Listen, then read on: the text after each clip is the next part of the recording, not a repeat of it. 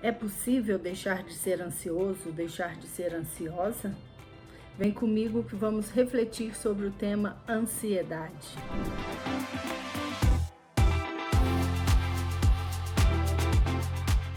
Olá, eu sou Carolina Freitas, sou psicóloga clínica, mestre em psicologia, especialista em sexualidade humana e hoje vim conversar com vocês sobre ansiedade. A ansiedade é um tema recorrente, tanto em conversas, entre amigos, familiares e também nos atendimentos clínicos. E a pandemia fez com que a ansiedade aumentasse ainda mais nas pessoas. Então vamos entender o que é ansiedade, o que quer dizer quando a gente fala sou ansioso, sou ansiosa, estou ansioso, estou ansiosa. Quais são essas diferenças? Porque isso é importante para você aprender a regular a sua ansiedade. Eu digo regular porque a ideia não é a gente eliminar a ansiedade. A ansiedade, ela faz parte das nossas vivências enquanto uma emoção. Então, enquanto emoção, a gente precisa aprender a vivenciá-la e a lidar com sintomas. Quando que ela passa a ser desadaptativa, disfuncional, quando ela começa a me atrapalhar na minha rotina, ou quando ela me sinaliza que eu tenho que parar, respirar ou mudar de caminho, que por ali não vou atingir o meu objetivo ou até mesmo pode ser perigoso. Então, o que significa a ansiedade? A ansiedade é você não estar aqui, no presente, no aqui e no agora. É o excesso de preocupação, preocupar-se de alguma situação, de algum evento, de alguma outra emoção que também pode estar junto ali da ansiedade. É o que nos tira do sossego, que nos tira deste lugar de tranquilidade, de regular as emoções e poder dar continuidade ali no dia a dia. Muitas vezes, dependendo do nível de ansiedade, ela pode sim se tornar incapacitante. A gente tem situações de ansiedade em que a pessoa congela, que a pessoa trava, que traz outras comorbidades. O que seriam essas comorbidades? A gente tem a ansiedade enquanto emoção. A gente pode ter a ansiedade enquanto um transtorno. A gente pode ter crises de ansiedade. A gente pode ter sintomas de ansiedade. E junto com tudo isso, a gente pode ter outras doenças ali juntas. Por exemplo, uma depressão pode estar junto de uma ansiedade, um distúrbio gastrointestinal ou então um problema de pele pode estar associado à ansiedade. Então, vejam, a ansiedade, enquanto uma emoção, ela também interfere no nosso fisiológico. Então, a gente tem que pensar em 3 componentes aí que interferem na nossa vida, que a gente precisa regular através da regulação da emoção ansiedade, que é o físico, o cognitivo e o comportamental. Então, enquanto físico, a gente tem alguns sintomas que são recorrentes quando a gente fala em ansiedade. Por exemplo, taquicardia, sudorese, dores musculares, dores de cabeça, tremores, alterações de sono, pode ser para mais, pode ser para menos, alteração na alimentação, também pode ser para mais, também pode ser para menos. Veja, quando eu falo de alteração no sono e na alimentação, eu ainda não estou falando de distúrbios de sono e distúrbios de alimentação, transtornos alimentares, ok? Estou falando de sinais físicos que o seu corpo vai te dando para você entender que tem alguma coisa desregulada por ali, ok? Ainda não é um transtorno. E se a gente pensar no cognitivo, a gente tem pensamentos catastróficos, medos difusos, preocupações exageradas e a gente tem também a ruminação. Ruminação, gente, é aquele pensamento que não sai da sua cabeça o tempo inteiro. E junto com ele vem algum sofrimento ou alguns sofrimentos, sejam físicos ou emocionais, tá? Então, esses são alguns dos sintomas físicos e dos sintomas cognitivos. E aí a gente tem também a questão comportamental. Procrastinação, por exemplo, ficar se distraindo com rede social para não realizar o que precisa ser feito, preocupação excessiva com o que vai falar, com o que vai escrever, com o que vai mostrar. Então vejam, a gente pensa no físico, no cognitivo e no comportamental. E é com esses 3 elementos que a gente vai lidar no processo psicoterápico, por exemplo. Então, o que primeiro precisa saber? O que você tem passado por? Como é que está a sua ansiedade, o seu grau de ansiedade? Se essa ansiedade, ela está sendo aí disfuncional. O que é ser disfuncional? Estar atrapalhando a sua rotina, o seu dia a dia, que é o não funcional, o que não funciona.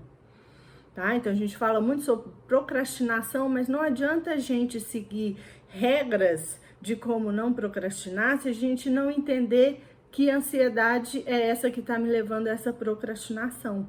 Então a compreensão, ela vai passar por onde? Pela emoção. Como é que está essa emoção no meu dia a dia? Como é que está essa emoção na minha vida? Como é que eu preciso passar por ela para conseguir regulá-la? Tá? Nós não vamos eliminar a ansiedade. A gente precisa regular a ansiedade para bem viver. Outro ponto importante é entender que ser ansioso, ser ansiosa é um sintoma, não é uma característica sua. Né? Não, eu sou assim mesmo, então o que faz com que eu seja assim, esse pensamento, né? Eu sou assim mesmo, faz com que eu fique no lugar de que eu não vou provocar nenhuma mudança, eu não vou regular nada. E você se mantém no modo de sofrimento. Então pensa, ansiedade enquanto sintoma e não enquanto característica. Não é uma característica sua ser ansioso ou ser ansiosa. É um sintoma. E esse sintoma vem para onde e precisa me atravessar para chegar onde? Que aí você consegue sair desse lugar, né? Que a gente chama de síndrome de Gabriela, eu nasci assim, você sempre assim. E não é por aí. Você pode melhorar a sua vida, você pode compreender as suas emoções e aprender a lidar com elas. O processo terapêutico, psicoterapêutico, te ajuda nessa mudança, nesse movimento, nesse autoconhecimento, para que você aprenda a lidar com essa emoção. Outro ponto que a gente tem que pensar atualmente é a ansiedade enquanto não apenas uma emoção individual. Mas vamos pensar também a ansiedade enquanto um sintoma social. O que eu quero dizer com isso? Quais são as exigências atuais que nós temos enquanto sociedade para com as pessoas de uma maneira geral?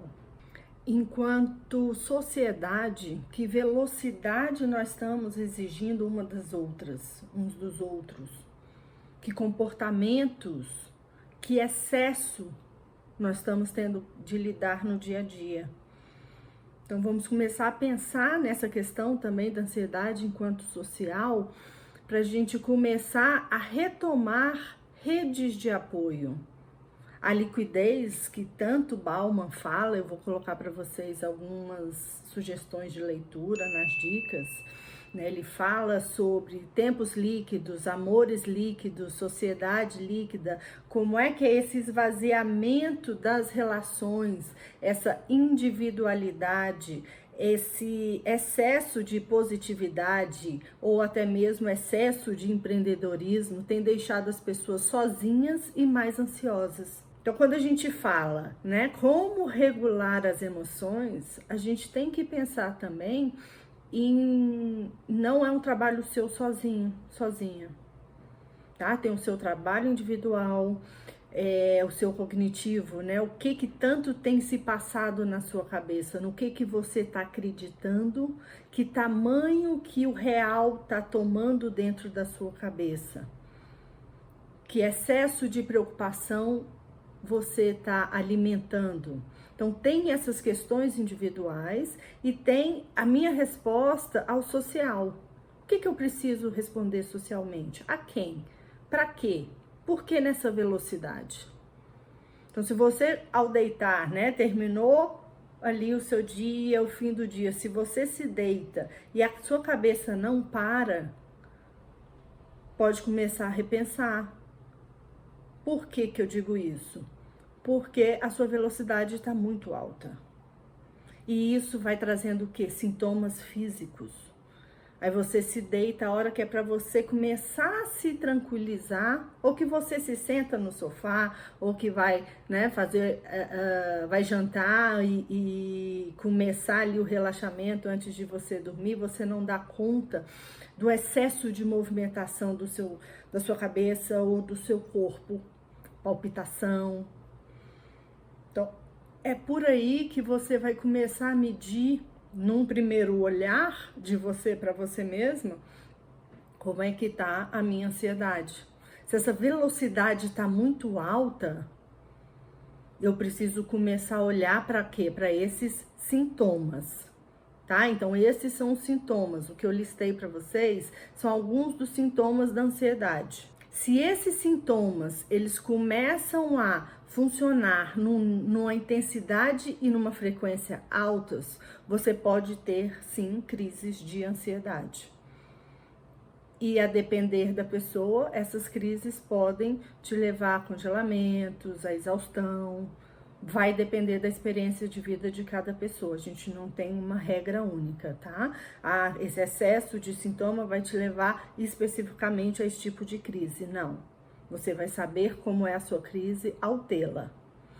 E o transtorno de ansiedade já é um outro ponto em que a gente precisa de determinados sintomas, com determinada frequência, com determinado tempo e principalmente a gente vê por onde? Pelo sofrimento. Então a gente tem esses 3 pontos: sintoma, crise e transtorno de ansiedade. É interessante o atendimento, o trabalho multidisciplinar? Sim, porque a depender do caso, a gente precisa da medicação enquanto aliada, tá? Veja, a medicação enquanto aliada. Você exclusivamente tomar a medicação para ansiedade não vai fazer com que você aprenda a lidar com seus sintomas, não vai fazer com que você aprenda a regular as suas emoções.